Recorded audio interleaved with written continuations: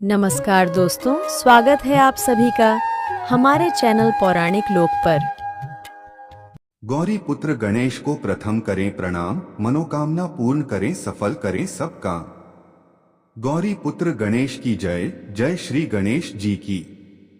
मित्रों, धार्मिक मान्यताओं के अनुसार सप्ताह के 7 दिन अलग अलग देवी देवताओं को समर्पित होते हैं और इसी प्रकार से बुधवार का दिन सभी देवी देवताओं में सबसे पहले पूजे जाने वाले भगवान गणेश को समर्पित होता है।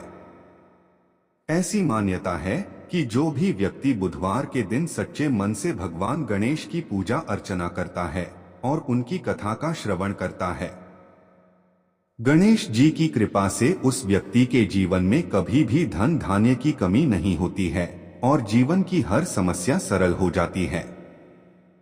तो चलिए मित्रों, श्री गणेश जी को नमन करते हुए सुनते हैं बुधवार के दिन गणेश जी की बहुत ही सुंदर कथाएं। आशा करते हैं कि आप सभी सच्चे मन से कथाओं का श्रवण करेंगे।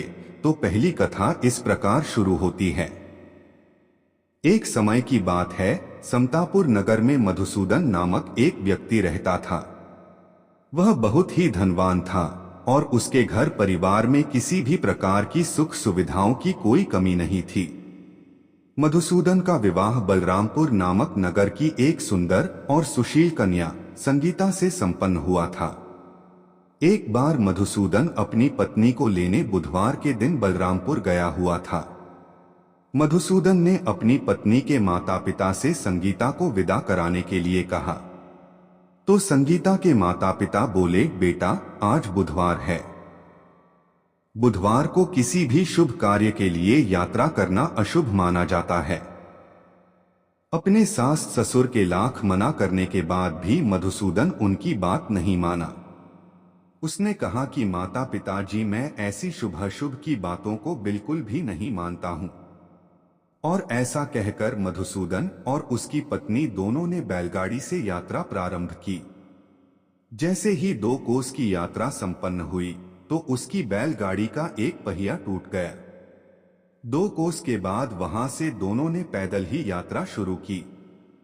रास्ते में संगीता को प्यास लगी तो मधुसूदन उसे एक पेड़ के नीचे बैठाकर जल लेने चला गया। थोड़ी देर बाद जब मधुसूदन कहीं से जल लेकर वापस आया तो वह बुरी तरह हैरान हो उठा, क्योंकि उसकी पत्नी के पास उसकी ही शक्ल सूरत का एक दूसरा व्यक्ति बैठा था। संगीता भी मधुसूदन को देखकर हैरान रह गई। वह दोनों में कोई अंतर नहीं कर पाई। मधुसूदन ने उस व्यक्ति से पूछा, तुम कौन हो और मेरी पत्नी के पास क्यों बैठे हो? मधुसूदन की बात सुनकर उस व्यक्ति ने कहा, अरे भाई, यह मेरी पत्नी संगीता है। मैं अपनी पत्नी को ससुराल से विदा कराकर लाया हूं। लेकिन तुम कौन हो जो मुझसे ऐसा प्रश्न कर रहे हो? मधुसूदन ने कहा, तुम जरूर कोई चोर या ठग हो। यह मेरी पत्नी संगीता है। मैं इसे पेड़ के नीचे बैठाकर जल लेने गया था। इस पर उस व्यक्ति ने कहा, अरे भाई, झूठ तो तुम बोल रहे हो। संगीता को प्यास लगने पर जल लेने तो मैं गया था। मैंने तो जल लाकर अपनी पत्नी को पिला भी दिया है। अब तुम चुपचाप यहां से चलते बनो, नहीं तो किसी सिपाही को बुलाकर तुम्हें पकड़वा दूंगा। दोनों एक दूसरे से लड़ने लगे। उन्हें लड़ते देख बहुत से लोग वहां एकत्र हो गए। नगर के कुछ सिपाही भी वहां आ गए। सिपाही उन दोनों को पकड़कर राजा के पास ले गए। सारी कहानी सुनकर राजा भी कोई निर्णय नहीं कर पाया। संगीता भी उन दोनों में से अपने वास्तविक पति को नहीं पहचान पा रही थी। राजा ने दोनों को कारागार में डाल देने के लिए कहा। राजा के फैसले पर असली मधुसूदन भयभीत हो उठा। तभी आकाशवाणी हुई, मधुसूदन, तूने संगीता के माता पिता की बात नहीं मानी और बुधवार के दिन अपनी ससुराल से प्रस्थान किया। यह सब भगवान बुधदेव के प्रकोप से हो रहा है। मधुसूदन ने भगवान बुधदेव से प्रार्थना की कि हे भगवान बुधदेव, मुझे क्षमा कर दीजिए। मुझसे बहुत बड़ी गलती हुई। भविष्य में अब कभी बुधवार के दिन यात्रा नहीं करूंगा और सदैव बुधवार को आपका व्रत किया करूंगा। मधुसूदन के प्रार्थना करने से भगवान बुद्धदेव ने उसे क्षमा कर दिया।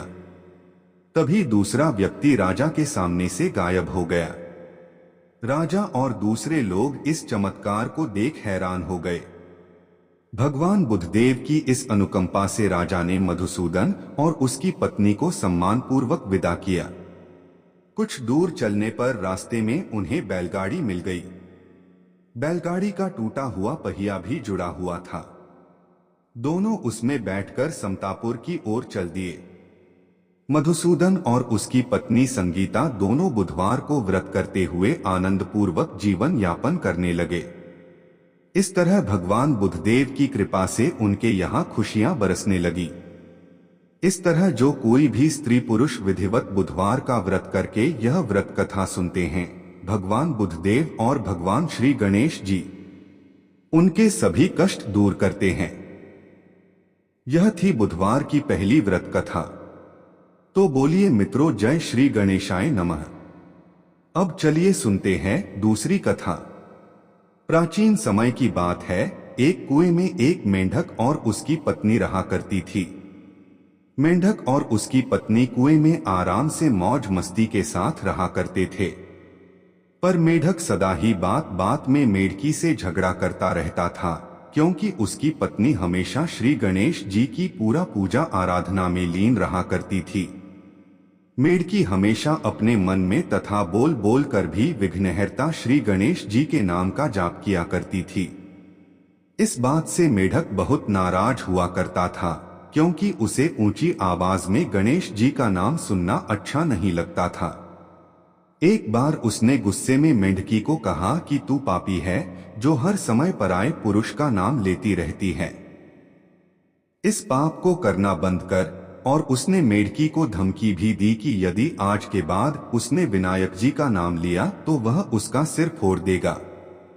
एक दिन की बात है, कुएं पर राजा की दासी पानी लेने के लिए आता है, और जैसे वह कुएं में अपना बर्तन डालता है तो बर्तन में पानी के साथ साथ दोनों मेंढक और उसके पत्नी भी बाहर जाती है। अब दासी कुएं पर पानी भर के वह पानी के साथ साथ मेंढक मेढकी को भी घर ले जाती है और एक बर्तन में पानी गर्म करने के लिए तैयारी करती है। दासी ने दोनों मेंढकों को पानी वाले बर्तन में डाल दिया और बर्तन को चूल्हे पर गर्म होने के लिए रख दिया। वह पानी तालाब से लाया गया था, इसलिए वह थोड़ा गंदा था और दासी को उसमें मेंढक मेढकी दिखाई नहीं दिए।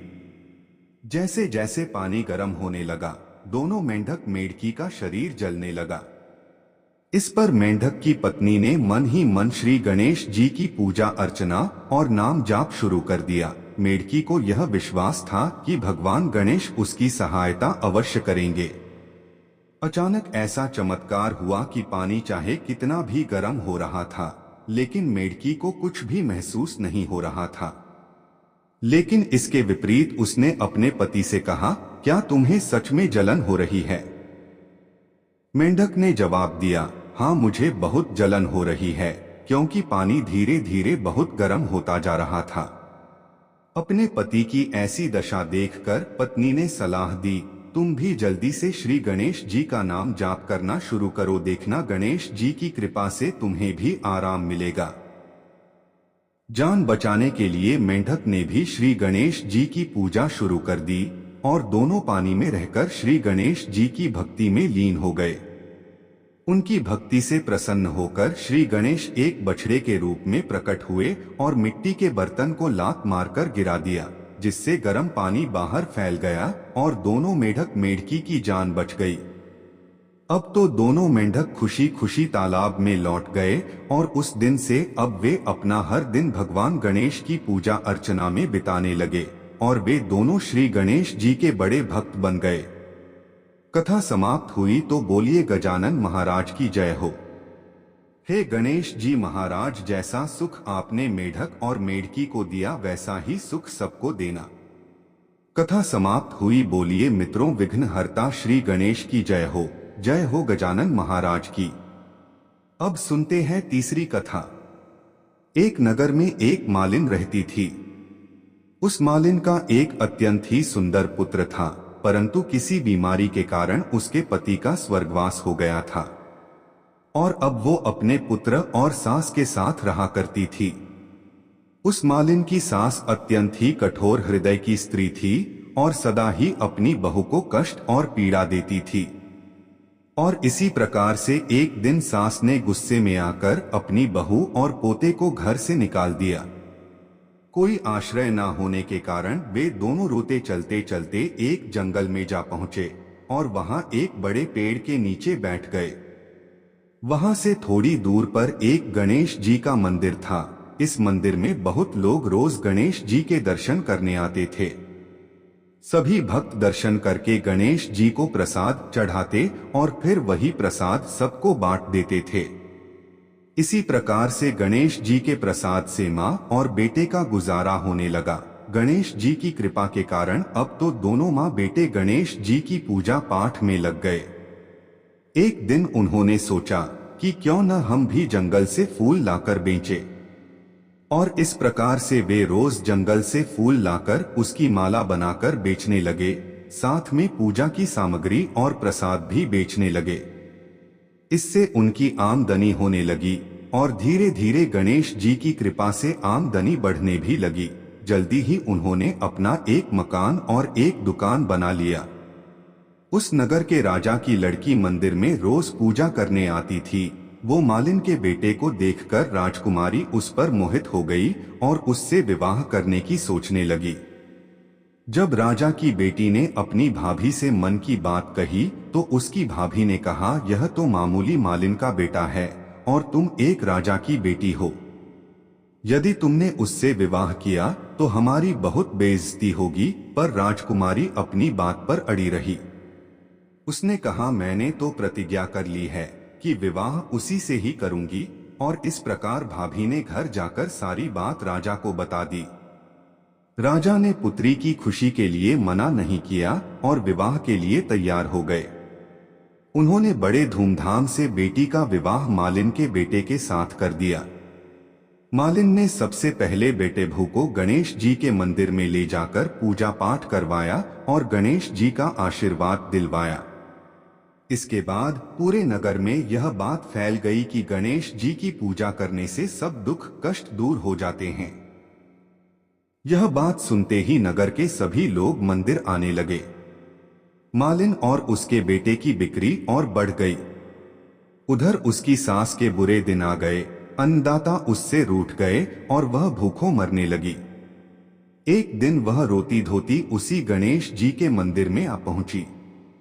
वहां वह मालिन के बेटे से बोली, मैं भूखी हूं, मुझे रोटी पड़ा दे दो बेटा, इसके बदले मैं तुम्हारा सारा काम कर दूंगी।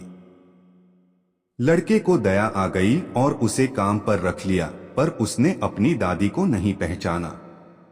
जब मालिन घर आई तो उसने सास को पहचान लिया। वह सास से बोली, सासू जी आप यहाँ कैसे?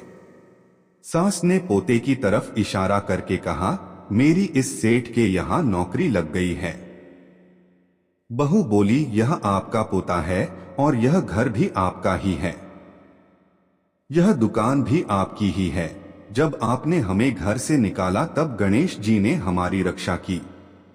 बहू की बात सुनकर सास बोली, मेरी करनी मैंने भोग ली। बहू बोली, सासू जी अब आप हमारे यहाँ रहो और पोते का सुख देखो। हे गणेश जी महाराज, जैसा सुख आपने मालिन को दिया वैसा ही सुख सबको देना। अब सुनते हैं गणेश जी की अंतिम कथा। एक नगर में एक बुढ़िया रहा करती थी। वह गणेश जी की परम भक्त थी। बुढ़िया हमेशा गणेश जी का व्रत रखती और गणेश जी की भक्ति में लीन रहा करती थी। एक दिन गणेश जी प्रकट हुए और उससे बोले कि मैं तुम्हारी सच्ची भक्ति और निष्ठा भाव से अत्यंत ही प्रसन्न हूँ। तुम जो चाहो मांग लो, आज तुम्हारी हर मन की मुराद पूरी होगी। इस पर बुढ़िया ने गणेश जी से कहा कि मुझे तो मांगना नहीं आता, मैं आपसे कैसे कुछ मांगू? आपने तो बिना कुछ मांगे ही मुझे सब कुछ दिया हुआ है। अब मेरी मांगने की आपसे कोई इच्छा नहीं। तब गणेश जी ने कहा कि तुम अपने बेटे और बहू से सलाह लेना और फिर कुछ मांग लेना। इस पर बुढ़िया ने अपने बेटे से कहा, कि गणेश जी मेरी सच्ची भक्ति से प्रसन्न हुए हैं और उन्होंने ने मुझे कुछ मांगने को कहा है। मैं गणेश जी से क्या मांगू? बुढ़िया के बेटे ने यह सुनकर कहा कि माँ धन मांग ले। जब बुढ़िया ने अपनी बहू से पूछा कि पुत्री गणेश जी ने मुझे कुछ मांगने को कहा है, मैं उनसे क्या मांगू? उसकी बहू ने कहा कि माँ नाती मांग ले। बुढ़िया ने पड़ोस के लोगों से भी इस बारे में पूछा तो उन्होंने कहा कि धन और नाती का तुम्हें क्या लाभ है? तुम अंधी हो, अपने लिए गणेश जी से आंखों की रोशनी मांग लो। इसी प्रकार से बुढ़िया सबकी सलाह लेकर रात में सो गई। बुढ़िया जब अगले दिन उठी और गणेश जी की पूजा की तो इस समय गणेश जी फिर से प्रकट हुए। बुढ़िया ने गणेश जी से कहा कि आप अगर मुझसे प्रसन्न हैं तो 9 करोड़ की माया दो, निरोगी काया दो, अखंड सुहाग दो, आंखों की रोशनी दो, नाती और पोता दो, सुख और समृद्धि दो और जीवन के अंत में मोक्ष दो।